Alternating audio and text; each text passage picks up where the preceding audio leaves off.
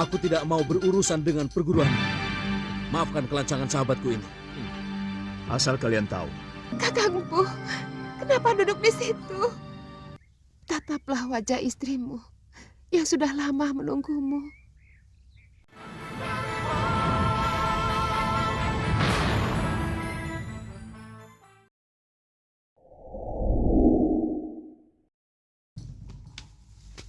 Sebenarnya, kitab ini tidak pernah ada. Semua isinya hanya ada dalam benakku. Maka hanya aku yang bisa memberikan kepada siapapun yang kumau. Dasendria Ungu adalah puncak dari ilmu dasendria ciptaanku yang kuajarkan di Sugalu. Setelah mendapatkan ilmu alias ajian Dasendria Ungu dari Eyang Suryapati di Gua Kayu Langit, Suliwah pun kemudian mengajak Bongoh untuk menuju ke Kalinggapura guna menemui Galuh Parwati dan Raden Danurweda.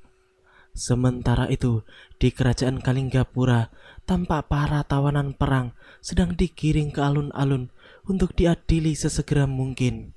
Para penduduk pun telah berkumpul dengan antusias hendak melihat hukuman apa yang akan dijatuhkan kepada para pemberontak tersebut. Mereka adalah Ki Brangas, Gendrayana, dan juga seorang wanita komplotan Kiriwara. Di sana juga terlihat ada Kalyana Tantri, Aditya, dan juga Aji Sranta, ayah dari Kalyana Tantri, yang memang ikut di dalam peperangan tersebut. Selanjutnya, Pangeran Danurweda pun segera mengumumkan dan memutuskan untuk menjatuhkan hukuman mati kepada ketiga manusia pemberontak negara itu. Maka, atas nama hukum negeri ini, pada hari ini, akan dilaksanakan hukuman mati kepada mereka.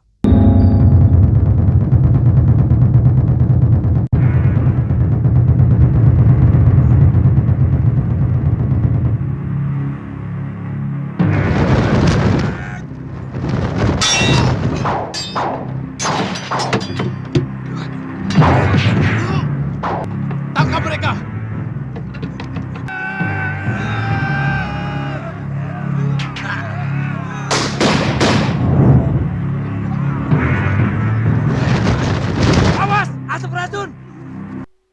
Ya, tiba-tiba saja kejadian tak terduga pun terjadi.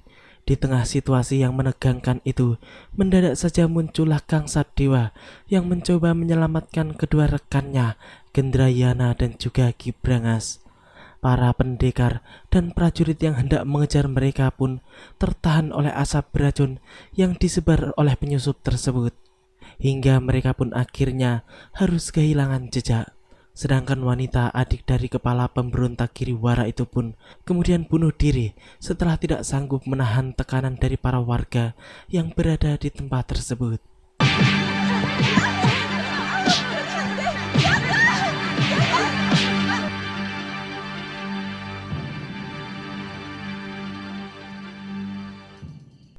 Kang Sadewa yang berhasil menyelamatkan nyawa kedua kawannya itu pun kini telah berada di tengah hutan. Ia pun langsung menyatakan kepahlawanannya yang membuat kedua kawannya itu berhutang nyawa kepadanya.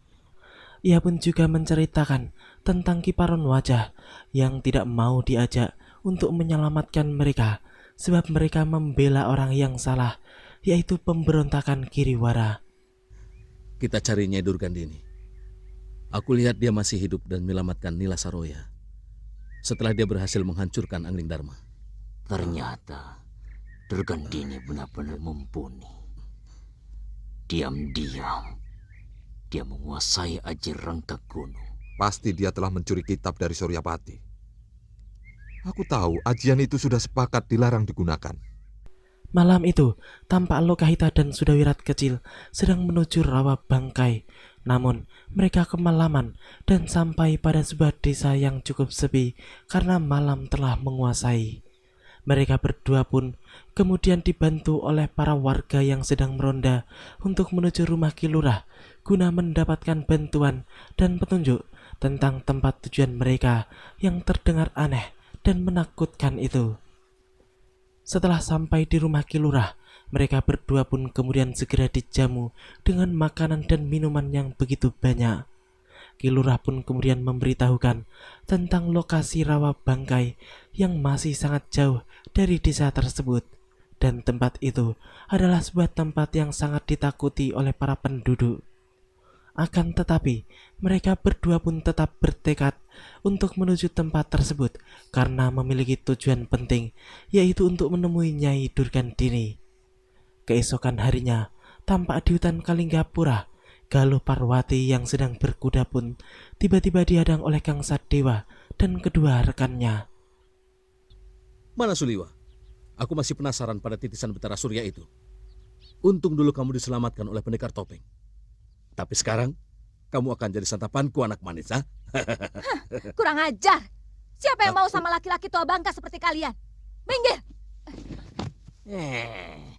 Galuh yang langsung naik darah pun kemudian turun dari kudanya setelah mendengar omongan ketiga pendekar tua tersebut. Ia pun langsung menepis tangan Gendrayana yang berani memegang dagunya. Pendekar tua itu pun justru senang mendapat perlawanan dari Galuh, sebab ia sangat yakin kalau akan dengan mudah menundukkan wanita muda tersebut. Kedua temannya pun hanya menonton saja, namun keduanya pun dibuat terkejut karena ternyata Gendrayana seorang diri tidak mampu menundukkan Galuh dalam beberapa jurus pertama, padahal sebelumnya mereka mengira bahwa Gendrayana akan langsung menjatuhkan Galuh di jurus-jurus pertama.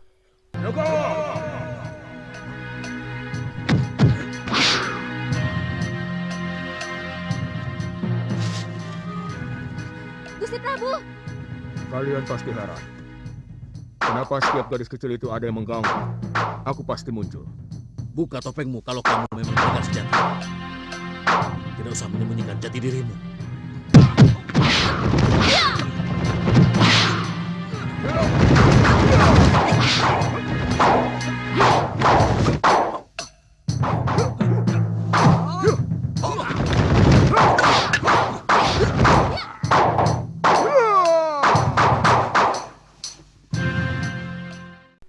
Pendekar bertopeng yang tak lain adalah Empu Masyura alias ayah dari Galuh Parwati itu pun kemudian teringat akan para pendekar tua licik yang pernah hendak mencelakai putrinya dan juga Suliwah muridnya.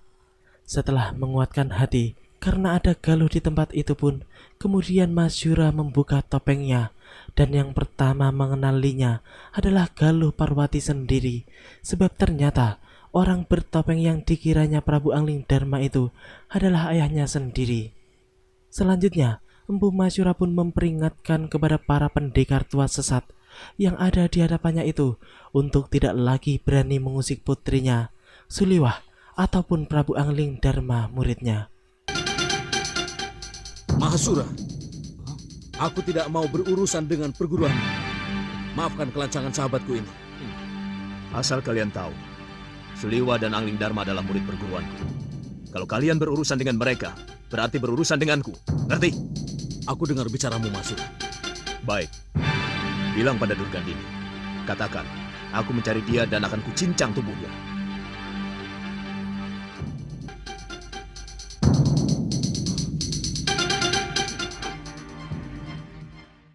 Setelah para manusia sesat yang sedang ketakutan itu berlalu, ayah dan anak itu pun segera mendekat sambil melepas rindu yang sudah sekian lama telah mereka rasakan. Akhirnya Empu Masyura mendapat keberanian diri untuk jujur serta terbuka kepada putrinya setelah mendapatkan masukan dari Prabu Angling Dharma ketika mereka bertemu di pinggiran kali perguruan Sugaluh. Tidak dapat dibayangkan lagi betapa senang dan leganya hati mereka setelah pertemuan itu. Kita pulang saja ke Sugaluh, Po. Iya, kali ini Bopo harus berani menemui biungmu.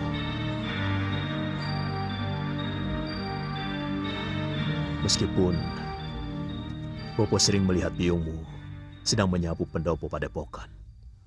Biungmu benar-benar wanita yang tegar. Semua persoalan dihadapi dengan pasrah dan berani. Pagi itu di perguruan Sugaluh, tampak Nyai Sintawati sedang menapis dan menumbuk padi bersama seorang pembantunya yang kebetulan sedang bersedih karena sering dimarahi oleh suaminya. Nyai Sintawati pun kemudian memberikan nasihat supaya wanita itu mau mengalah kepada suaminya, karena jika melawan, pasti hanya akan menimbulkan masalah yang baru. Kematangan sikap istri Empu Masyurah itu benar-benar terlihat dengan sikap dan tutur katanya yang lemah lembut. Bahkan ketika dahulu suaminya jelas-jelas selingkuh dengan Nila Saroya, ia pun selalu tegar dan menunjukkan sikap patuh sebagai seorang istri kepada suami walaupun hatinya begitu tersakiti. Sebenarnya lelaki yang berbuat serong, hatinya selalu dihantui rasa bersalah kepada istrinya. Kamu benar, istriku.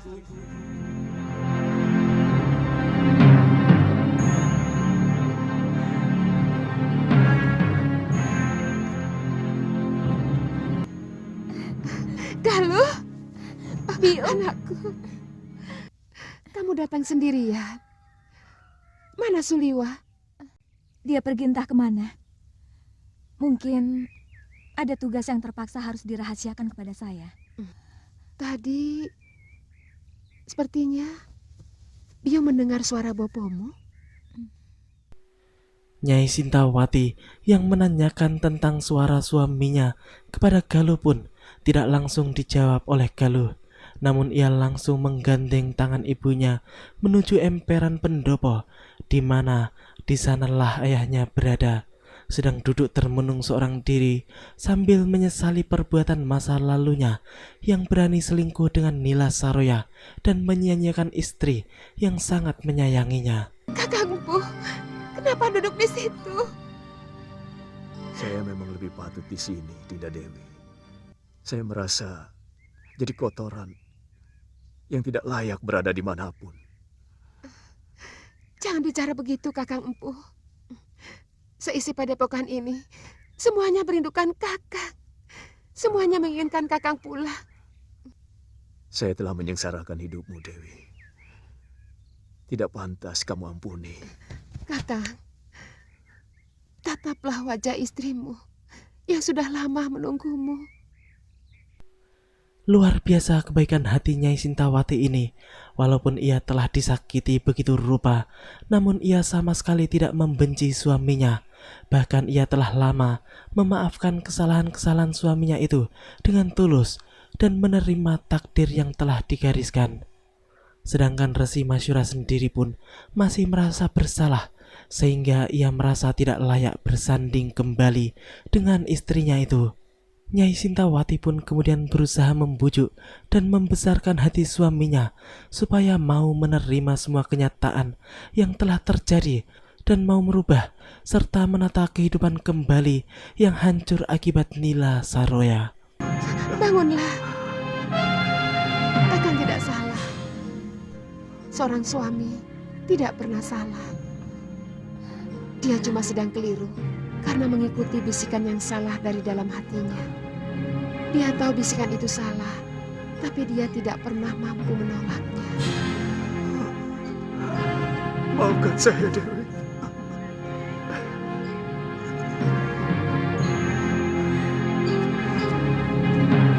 Bopo. Biu.